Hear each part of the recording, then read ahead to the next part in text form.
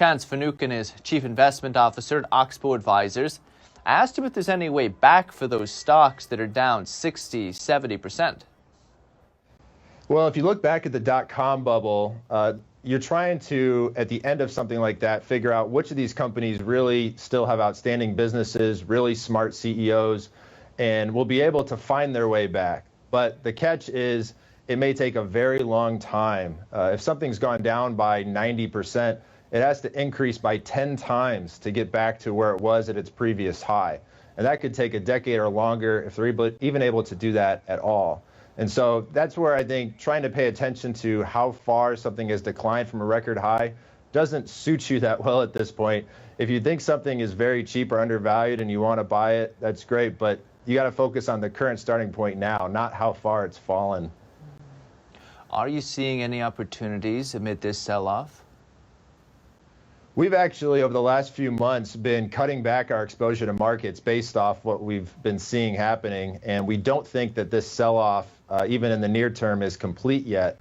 If we compare that to past bear markets looking back over the last 12 years. So we're still keeping our exposure down. We're starting to see some valuations that look more interesting to us, but we could easily see the market decline at least another 10%. And because of that, we're still just monitoring things and building up a list of companies that we'd be interested in at the right price. This concept and this idea of growth stocks and tech stocks selling off as soon as the Fed started tightening, this is something we've heard about for quite a while, a number of months, at least maybe even longer. Who exactly has lost money here? Who's been left holding the bag? I can think of a few different groups of investors. So first off, there are just growth funds. There are growth investors out there that's their strategy and that's what they're going to do.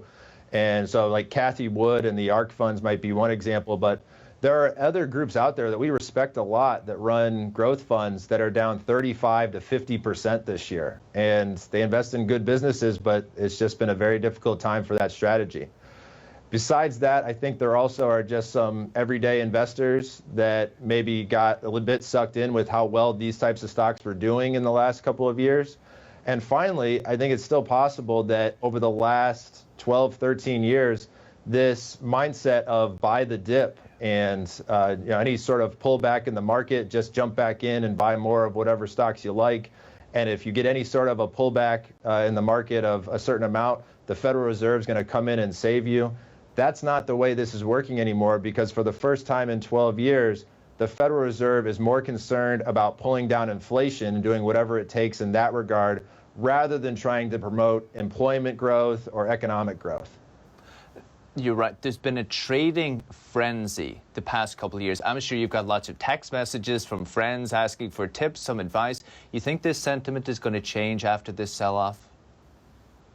Well, that's the funny thing right now. Our managing partner, Ted Oakley, talks to lots of clients, and I obviously, as you mentioned, you have lots of friends who like to invest or dabble with their retirement accounts.